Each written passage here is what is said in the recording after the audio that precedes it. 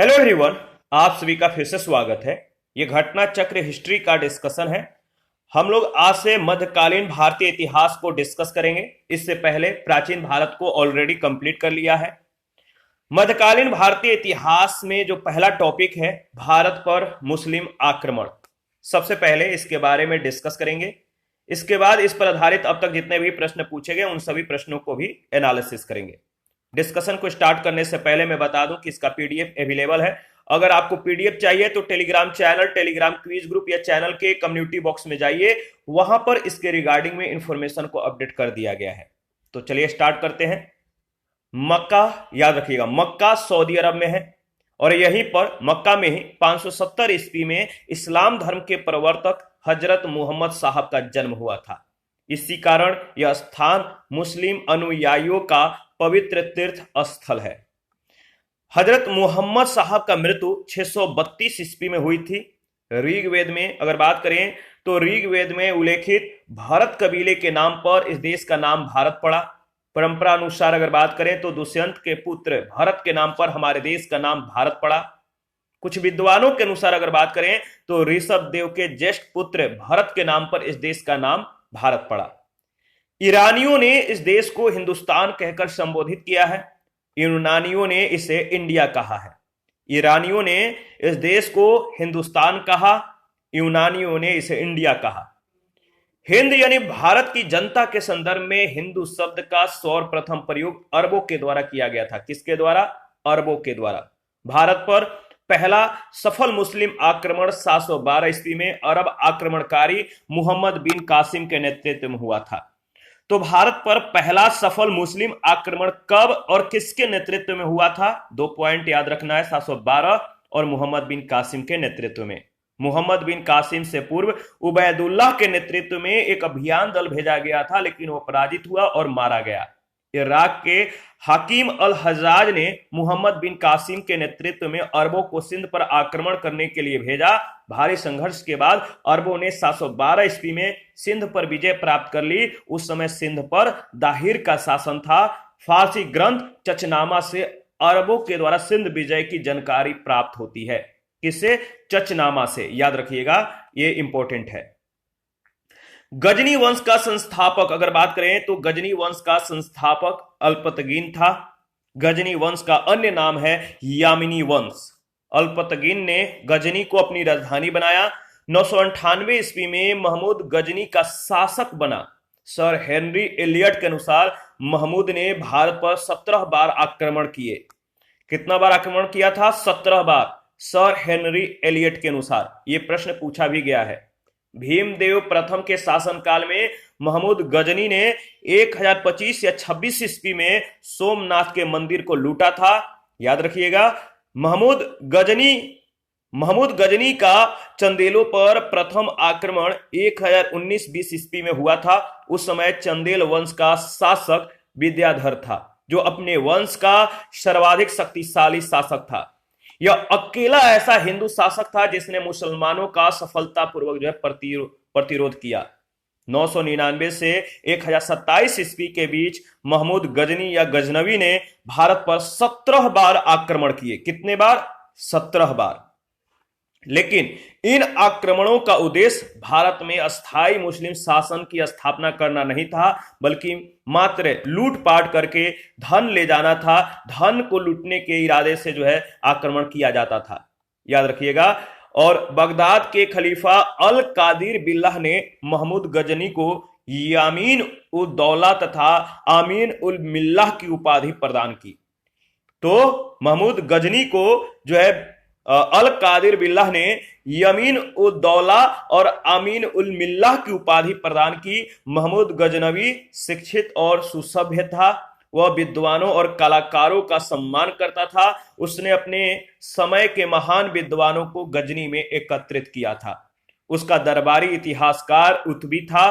उसने किताब उल यामिनी या तारीख ए यामनी नामक ग्रंथ की रचना की। इसके अतिरिक्त उसके दरबार में दर्शन, ज्योतिष और संस्कृत का उच्च कोटि का विद्वान अल बरूनी, तारीख सुबुक्तगीन का लेखक बैहाकी, जिसे इतिहासकार लेनपुल ने पूर्वी पेप्स की उपाधि दी थी, फारस का कवि उजारी खुरासानी विद्वान तुसी और उनसुरी विद्वान अजदी और फारूकी प्रमुख व्यक्ति थे।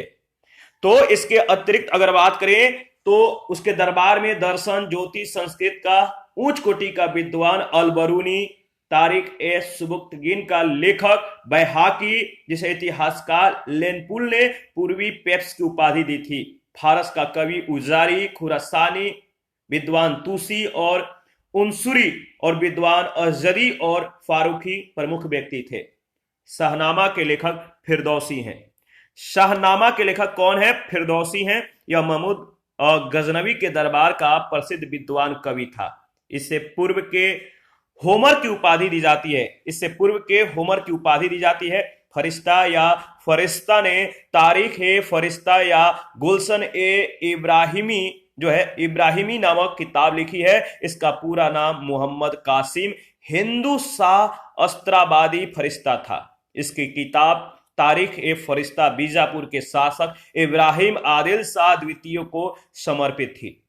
महमूद गजनी के साथ प्रसिद्ध इतिहासकार अल-बरूनी 11वीं सदी में भारत आया था। उसकी पुस्तक किताब उल हिंद से तत्कालीन भारत की मुख्यतः जो है सामाजिक सांस्कृतिक स्थिति की जानकारी मिलती है। पुराणों का अध्ययन करने वाला प्रथम मुसलमान अल-बरूनी था। उसका जन्म 973 ईस्वी में हुआ था। वह खीवा यानी प्राचीन ख्वारिज्म का रहने वाला था। अल-बरूनी मात्र इतिहासकार ही नहीं था, उसके ज्ञान और रुचियों की व्याप्ति जीवन के अन्य क्षेत्रों तक थी, जैसे खगोल विज्ञान, भूगोल, तर्कशास्त्र, औषधि विज्ञान, गणित, धर्म और धर्मशास्त्र। उसने संस्कृत का अध्ययन किया और अनेक संस्कृत रचनाओं का उपयोग किया, जिसमें ब्रह्मगुप्त, बलभद्र और वराहमिहिर की रचनाएं विशेष रूप से उल्लेखनीय है। उसने जगह जगह भगवत गीता, विष्णु पुराण, वायु पुराण को उद्धृत किया है। अल-बरूनी ने अरबी भाषा में तहकीक ए हिंद की रचना की थी। सर्वप्रथम अगर बात करें तो एडवर्ड सांची या सच्चाऊ ने अरबी भाषा से इस ग्रंथ का अनुवाद अंग्रेजी भाषा में किया। इसका अनुवाद हिंदी में रजनीकांत शर्मा के द्वारा जो है किया गया है। रजनीकांत शर्मा। संस्कृत मुद्रा लेख के साथ चांदी के सिक्के महमूद गजनवी ने जारी किए थे। तो संस्कृत मुद्रा लेख के साथ चांदी के जो सिक्के जारी किए थे किसने? महमूद गजनवी ने जारी किए थे। महमूद गजनवी के द्वारा जारी चांदी के सिक्कों के दोनों तरफ, याद रखिएगा, चांदी के जो सिक्के थे इनके दोनों तरफ दो अलग अलग भाषाओं में मुद्रा लेख अंकित थे। ऊपरी भाग पर अंकित मुद्रा लेख अरबी भाषा में था, दूसरी तरफ अंकित लेख संस्कृत भाषा में था। मध्य एशिया के शासक सिहाबुद्दीन मोहम्मद गोरी ने 1192 ईस्वी में तराइन के द्वितीय युद्ध में पृथ्वीराज तृतीय को पराजित किया, हराया। सिहाबुद्दीन मोहम्मद गोरी का प्रथम आक्रमण 1175 ईस्वी में मुल्तान पर हुआ और 1205 ईस्वी तक वह बराबर साम्राज्य विस्तार और पूर्व विजित राज की रक्षा के लिए भारत पर चढ़ाई करता रहा, भारत की तरफ अपना जो है रवैया जारी रखा। 1178 ईस्वी में मोहम्मद गोरी ने गुजरात पर आक्रमण किया, लेकिन मूलराज द्वितीय ने अपनी योग्य और साहसी विधवा मां नायिका देवी के नेतृत्व में आबू पर्वत के निकट गोरी का जो है मुकाबला किया, डटकर मुकाबला किया और उसे परास्त कर दिया। यह गोरी की भारत में पहली पराजय थी। 1191 ईस्वी में पृथ्वीराज तृतीय और गोरी के मध्य तराइन का प्रथम जो है युद्ध हुआ था। तो पृथ्वीराज तृतीय और मोहम्मद गोरी के बीच तराइन का प्रथम युद्ध हुआ। इस युद्ध में मोहम्मद गोरी की पराजय हुई, याद रखिएगा। और 1192 ईस्वी में तराइन के द्वितीय युद्ध में मोहम्मद गोरी और पृथ्वीराज तृतीय की जो है पराजय के बाद भारत में मुस्लिम शक्ति की स्थापना हुई। यह युद्ध भारतीय इतिहास में अत्यधिक महत्वपूर्ण था। 1194 में चंदावर के युद्ध में, जो चंदावर का युद्ध हुआ था 1194 में, और याद रखिएगा कि जो कह सकते हैं कि जो तराइन का पहला द्वितीय जो युद्ध हुआ था किन किन के बीच हुआ था, कब कब हुआ था, ध्यान में रखिएगा। 1194 में चंदावर के युद्ध में मोहम्मद गोरी ने कनौज के गढ़वाल राजा जयचंद को पराजित किया था। मोहम्मद गोरी ने कनौज के गढ़वाल राजा जयचंद को पराजित किया चंदावर के युद्ध में। चंदावर वर्तमान उत्तर प्रदेश के फिरोजाबाद जिले में यमुना तट पर स्थित है। मोहम्मद गोरी के सिक्कों पर देवी लक्ष्मी की आकृति बनी है और दूसरे तरफ कलमा यानी अरबी में कलमा जो है खुदा हुआ है। गोरी के विजयों के बाद, जीत के बाद भारत, उत्तर भारत में इसका जो है एक प्रथा, याद रखिएगा, इक्ता प्रथा स्थापित हो गई। 1192 ईस्वी में तराइन के द्वितीय युद्ध में कुतुबुद्दीन ऐबक ने महत्वपूर्ण भूमिका निभाई। वस्तुतः अगर बात करें तो 1192 और 1206 ईस्वी के बीच उसने गोरी के प्रतिनिधित्व के रूप में उत्तरी भारत के विजित भागों का जो है प्रशासन संभाला। इस अवधि में ऐबक ने उत्तरी भारत में तुर्की शक्ति का विस्तार भी किया। बिहार और बंगाल के विजय के बारे में गोरी अथवा ऐबक ने सोचा भी नहीं था। इस कार्य को गोरी के एक साधारण दास, याद रखिएगा, इख्तियारुद्दीन मोहम्मद बिन बख्तियार खिलजी ने किया और उसने बिहार के विजय की और नालंदा तथा विक्रमशिला को तहस नहस कर डाला।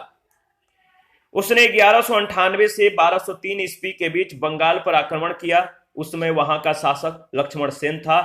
वह बिना युद्ध किए ही भाग निकला। तुर्की सेना ने राजधानी जो है नदियों में प्रवेश कर बुरी तरह से लूटपाट की। वहां का जो अर्थव्यवस्था था छिन्न भिन्न कर डाला। राजा की अनुपस्थिति में नगर ने आत्मसमर्पण कर दिया। लक्ष्मण सेन ने भागकर पूर्वी बंगाल में शरण ली और कुछ ही समय तक शासन करता रहा। वहीं कुछ समय तक वो शासन करता रहा। इख्तियारुद्दीन ने भी संपूर्ण बंगाल को जीतने का प्रयत्न नहीं किया। इख्तियारुद्दीन ने लखनौती को अपनी राजधानी बनाया और हबीब के अनुसार अगर बात करें तो तुर्कों के द्वारा उत्तर पश्चिम के विजय ने शहरी क्रांति और ग्रामीण क्रांति को जो है जन्म दिया था। इस पर आधारित पहला प्रश्न पूछा गया है कि पैगंबर हजरत मोहम्मद का जन्म कब हुआ था। पैगंबर हजरत मोहम्मद का जन्म कब हुआ था, इसका सही जवाब क्या होगा बताइए। शुरू में ही हम लोगों ने इसके बारे में डिस्कस किया था, तो इसका सही जवाब हो जाएगा, याद रखिएगा, 570 ईस्वी में। ऑप्शन ए बिल्कुल करेक्ट ऑप्शन है। मक्का सऊदी अरब में है। 570 ईस्वी में इस्लाम धर्म के प्रवर्तक हजरत मोहम्मद साहब का जन्म हुआ था। इसी कारण यह स्थान मुस्लिम अनुयायियों का पवित्र तीर्थ स्थल है। इनकी मृत्यु 632 ईस्वी में हुई थी।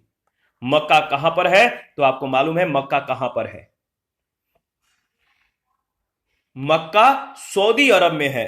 और यह किसके लिए विख्यात है, तो आपको याद रखना है, कमेंट करके बताइएगा। थर्ड नंबर है, हिंद यानी भारत की जनता के संदर्भ में हिंदू शब्द का, जो हिंदू शब्द है, प्रथम बार प्रयोग किया था। किन लोगों ने हिंदू शब्द का पहली बार प्रयोग किया था भारतीय जनता के संदर्भ में। हिंद की जनता के संदर्भ में या भारत की जनता के संदर्भ में हिंदू शब्द का पहली बार प्रयोग किया था किसने, तो याद रखिएगा, सही जवाब हो जाएगा अरबों ने, यानी डी ऑप्शन। ऋग्वेद में उल्लेखित भारत कबीले के नाम पर इस देश का नाम भारत पड़ा। परंपरा अनुसार दुष्यंत के पुत्र भरत के नाम पर हमारे देश का नाम भारत पड़ा। कुछ विद्वानों के अनुसार ऋषभ देव के ज्येष्ठ पुत्र भरत के नाम पर इस देश का नाम भारत पड़ा। ईरानियों ने इस देश को हिंदुस्तान कहकर संबोधित किया है और यूनानियों ने इसे इंडिया कहा है। हिंद यानी भारत की जनता के संदर्भ में हिंदू शब्द का सर्वप्रथम प्रयोग अरबों के द्वारा किया गया था। 4 नंबर है, भारत पर पहला मुस्लिम आक्रमण किस वर्ष हुआ। भारत पर पहला मुस्लिम आक्रमण किस वर्ष हुआ, इसका सही जवाब होगा इनमें से कोई नहीं, यानी डी ऑप्शन। देखिए, भारत पर पहला सफल मुस्लिम आक्रमण 712 ईस्वी में अरब आक्रमणकारी मोहम्मद बिन कासिम के नेतृत्व में हुआ था। मोहम्मद बिन कासिम से पूर्व 711 में उबैदुल्लाह के नेतृत्व में एक अभियान दल को भेजा गया था, लेकिन वह पराजित हुआ और वो मारा गया। इराक के हाकिम अल हज्जाज ने मोहम्मद बिन कासिम के नेतृत्व में अरबों को सिंध पर आक्रमण करने के लिए भेजा। भारी संघर्ष के बाद अरबों ने जो है 712 ईस्वी में सिंध पर विजय प्राप्त कर ली। उस समय सिंध पर दाहिर का शासन था। फारसी ग्रंथ चचनामा से अरबों के द्वारा सिंध विजय की हमें जानकारी प्राप्त होती है। 5 नंबर है, मुहम्मद बिन कासिम के द्वारा सिंध की विजय कब हुई? मुहम्मद बिन कासिम के द्वारा सिंध की विजय कब हुई? तो देखिए इसका सही जवाब हो जाएगा, बताइए। सही जवाब है 712 ईस्वी, सी ऑप्शन बिल्कुल करेक्ट ऑप्शन है। भारत में प्रथम मुस्लिम आक्रमणकारी था। भारत में प्रथम मुस्लिम आक्रमणकारी कौन था? तो मुहम्मद बिन कासिम, सी ऑप्शन। देखिए अगर बात करें तो विकल्प में भारत में प्रथम मुस्लिम आक्रमणकारी मुहम्मद बिन कासिम था। 712 में मुहम्मद बिन कासिम के नेतृत्व में सिंध पर अरब आक्रमण हुआ, किंतु उसका कोई स्थायी परिणाम नहीं हुआ। 7, भारत पर सर्वप्रथम मुस्लिम आक्रमणकारी थे। भारत पर सर्वप्रथम मुस्लिम आक्रमणकारी कौन थे? इसका सही जवाब हो जाएगा, बताइए, सी ऑप्शन, अरब के। भारत पर सर्वप्रथम अरब के मुसलमानों का आक्रमण 636 ईस्वी में हुआ। यह आक्रमण खलीफा उमर के समय में बंबई के निकट थाने पर हुआ, परंतु यह आक्रमण असफल रहा। भारत पर पहला सफल आक्रमण 712 ईस्वी में मुहम्मद बिन कासिम के द्वारा किया गया। खलीफा अल वालिद के शासनकाल में यह आक्रमण हुआ था। मुहम्मद बिन कासिम के आक्रमण के समय सिंध का शासक दाहिर था। इसने सिंध तथा मुल्तान को जीता। सिंध को 712 में, मुल्तान को 713 में जीता था। मुहम्मद बिन कासिम कौन था? मुहम्मद बिन कासिम, प्रश्न संख्या 8, मुहम्मद बिन कासिम कौन था? तो मुहम्मद बिन कासिम अरबी था, यानी ये अरबवासी था। तो सही जवाब है अरब, सी ऑप्शन। मुहम्मद बिन कासिम अरब का निवासी था। वह इराक के शासक अल हज्जाज का भतीजा और दामाद दोनों था। जिस समय उसने सिंध पर आक्रमण किया, वहां का शासक दाहिर था। 9 नंबर है, चचनामा के अनुसार 6वीं और 7वीं शताब्दी में सिंधु देश की राजधानी क्या थी? चचनामा के अनुसार 6वीं और 7वीं शताब्दी में सिंधु देश की राजधानी कहां थी? सही जवाब है अरोड़, यानी बी ऑप्शन। चचनामा के अनुसार 6वीं और 7वीं शताब्दी में सिंधु देश की राजधानी अरोड़ थी। याद रखिएगा, चचनामा सिंध के इतिहास से संबंधित एक पुस्तक है। इस पुस्तक में चच राजवंश के इतिहास और अरबों के द्वारा सिंध विजय का वर्णन किया गया है। प्रश्न संख्या 10, इसमें से कौन गजनी राजवंश का संस्थापक था? इनमें से कौन गजनी राजवंश का संस्थापक था? गजनी राजवंश का संस्थापक कौन था? काफी महत्वपूर्ण प्रश्न है, बहुत बार पूछा गया है। सही जवाब हो जाएगा अल्पतगीन। अल्पतगीन गजनी वंश का संस्थापक अल्पतगीन था। गजनी वंश का अन्य नाम यामनी वंश भी है। अल्पतगीन ने गजनी को अपनी राजधानी बनाया। इस समय उत्तर पश्चिम भारत में हिंदू शाही राजवंश का राज था, जिसका विस्तार हिंदू कुश पर्वतमाला तक था। 11 कथन ए, महमूद गजनी ने भारत पर 17 बार आक्रमण किए। कारण आर, वह भारत में अस्थायी मुस्लिम शासन की स्थापना करना चाहता था। देखिए ए तो सही है, पर आर गलत है। वह भारत में अस्थायी मुस्लिम शासन की स्थापना करने के इरादे से भारत पर आक्रमण नहीं करता था, बल्कि लूटपाट करने के लिए करता था। यानी सी ऑप्शन बिल्कुल सही आंसर हो जाएगा। ए सही है, आर गलत है। मुहम्मद गजनी भारत पर 17 बार आक्रमण किया था, लेकिन आक्रमण का उद्देश्य भारत में अस्थायी मुस्लिम शासन करने की या मुस्लिम शासन की स्थापना करने की नहीं थी, बल्कि लूटपाट करना था, धन ले जाना था। 12 नंबर है, इनमें से कौन चंदेल शासक महमूद गजनवी से पराजित नहीं हुआ था? वह कौन सा चंदेल शासक था जो महमूद गजनवी से पराजित नहीं हुआ था? इसका सही जवाब हो जाएगा विद्याधर, यानी बी ऑप्शन। महमूद गजनवी का चंदेलों पर प्रथम आक्रमण 1019-20 में हुआ। उस समय चंदेल वंश का शासक जो था वो विद्याधर था, जो अपने वंश का सर्वाधिक शक्तिशाली शासक था। मुस्लिम स्रोतों से पता चलता है कि विद्याधर और महमूद के बीच किसी नदी के किनारे भीषण युद्ध हुआ। लेकिन इसका कोई परिणाम नहीं निकला। इस युद्ध में विद्याधर ने राजनीतिक सूझबूझ का परिचय देते हुए युद्ध स्थल उपयुक्त न होने के कारण रात्रि के अंधकार में अपनी सेना को हटा लिया।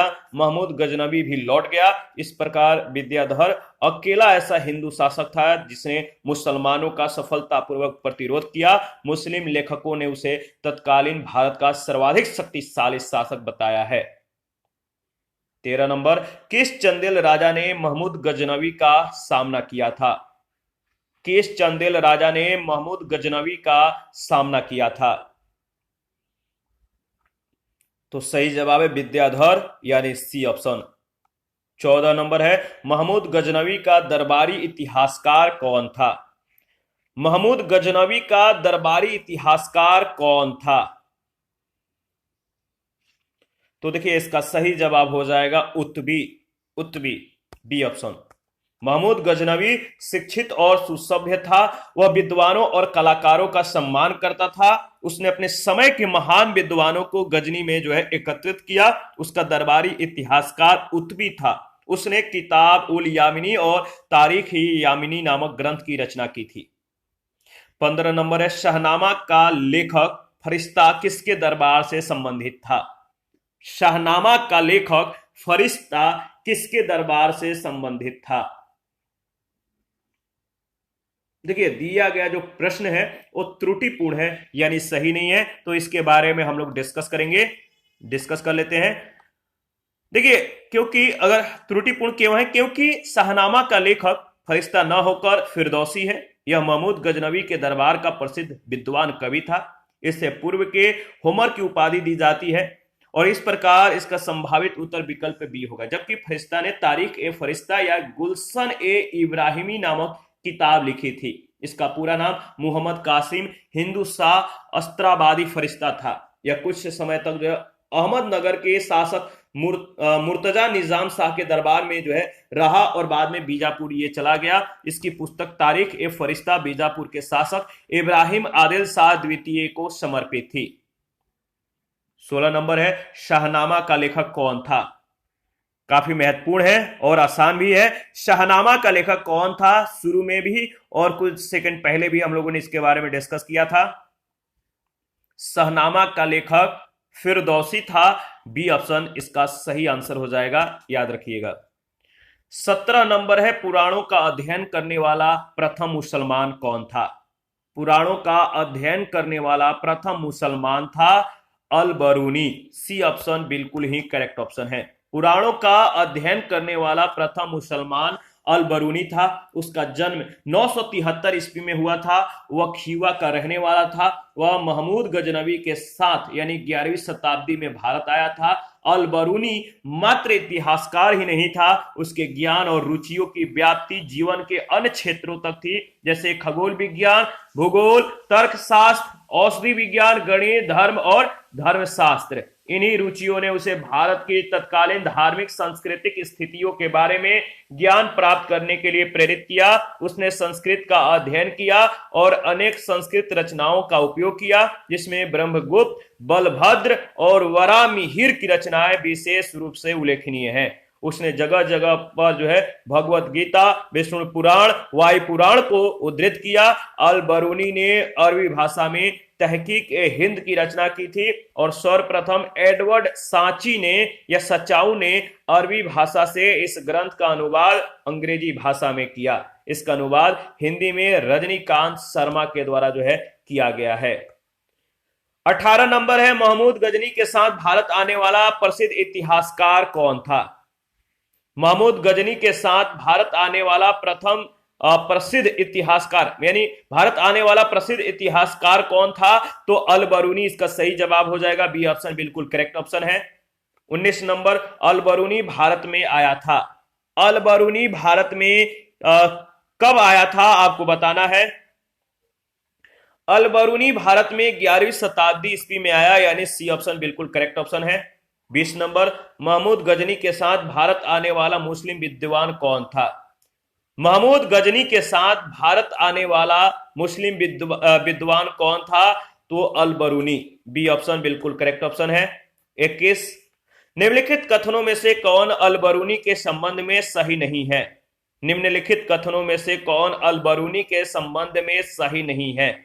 इसका सही जवाब क्या होगा बताइए। जो कथन सही नहीं है वही सही ऑप्शन हो जाएगा। अल-बरूनी के संबंध में एक स्टेटमेंट है कि वह एक धर्मनिरपेक्ष लेखक था, जो कि सही नहीं है। इसके संबंध में अल-बरूनी के संबंध में ये स्टेटमेंट सही नहीं है।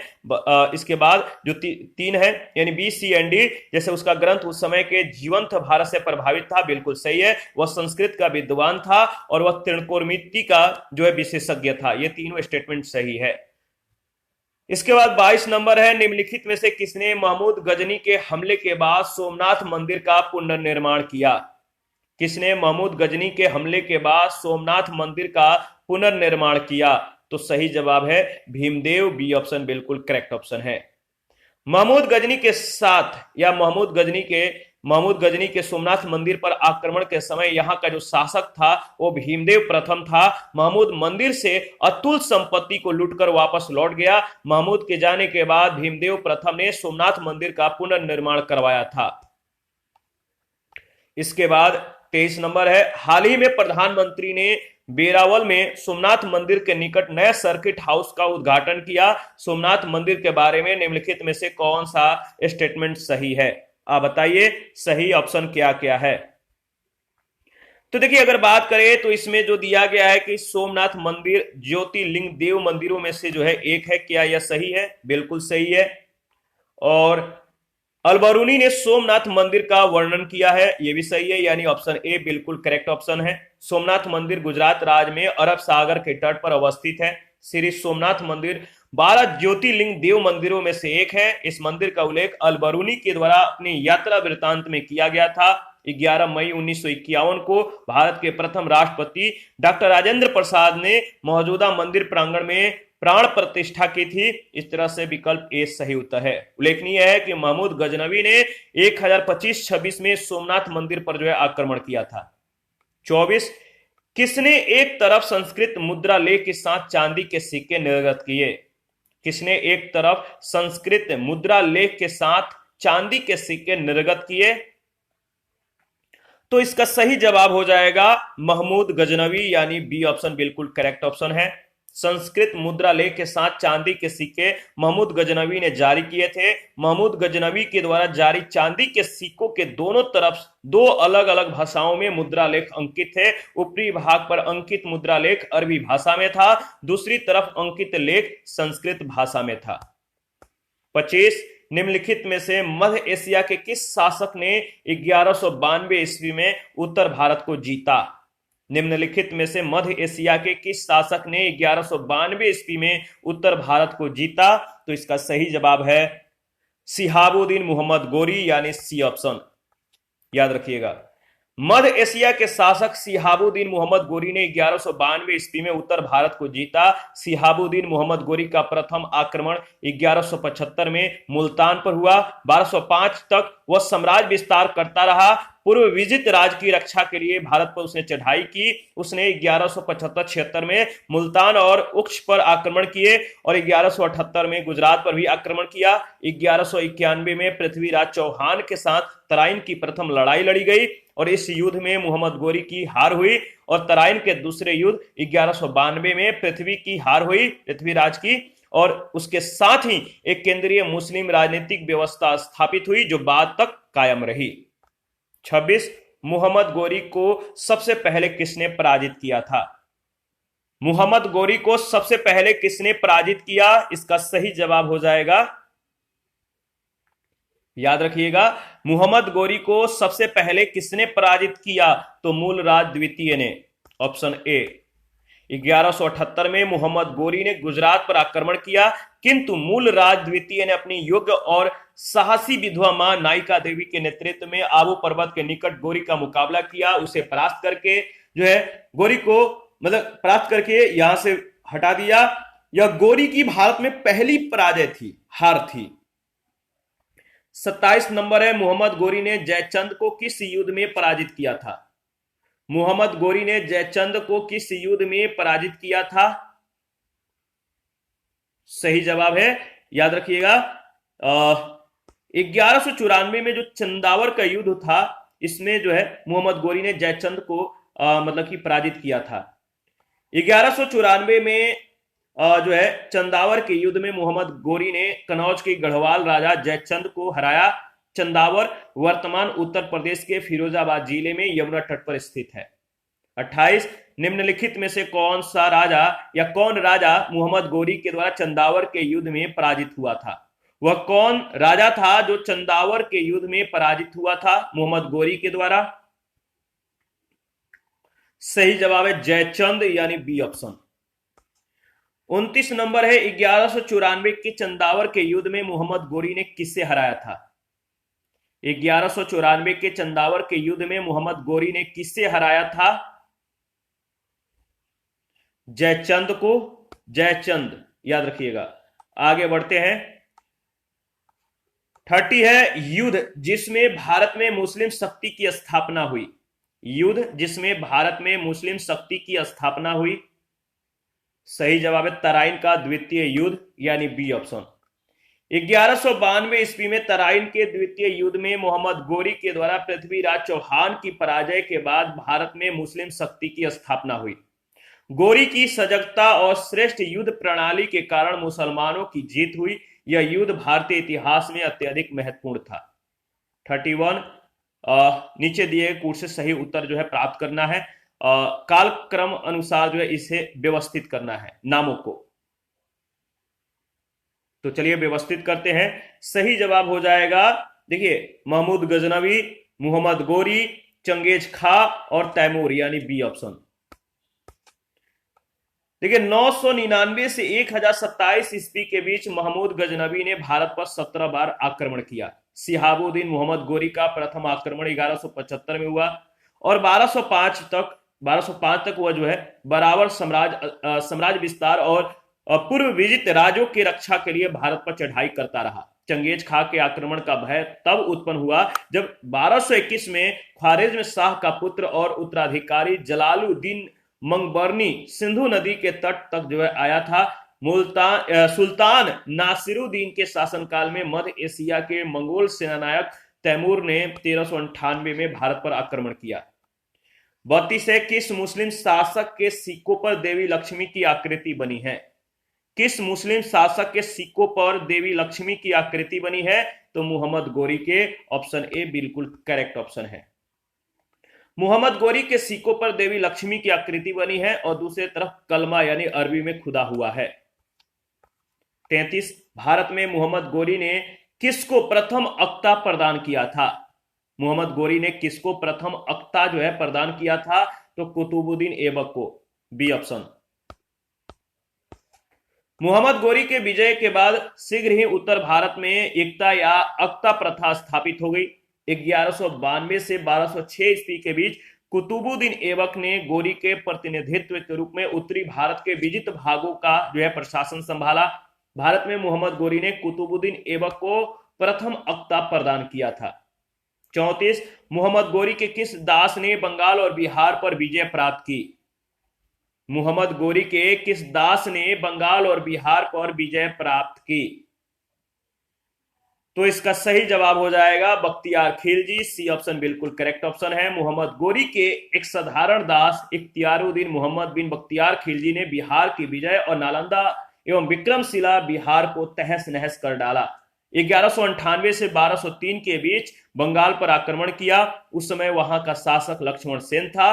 वह बिना युद्ध किए भाग निकला और तुर्की सेना ने राजधानी नदिया में प्रवेश करके बुरी तरह से उसे लूटपाट की, उसे राज को, और राजा की अनुपस्थिति में नगर वासियों ने अपने आप को जो है समर्पित कर दिया। लक्ष्मण सेन ने भागकर जो है पूर्वी बंगाल में शरण ली।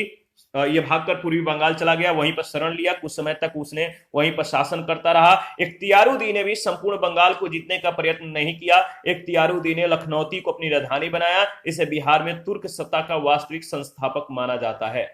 35 बिहार का प्रथम मुस्लिम विजेता कौन था?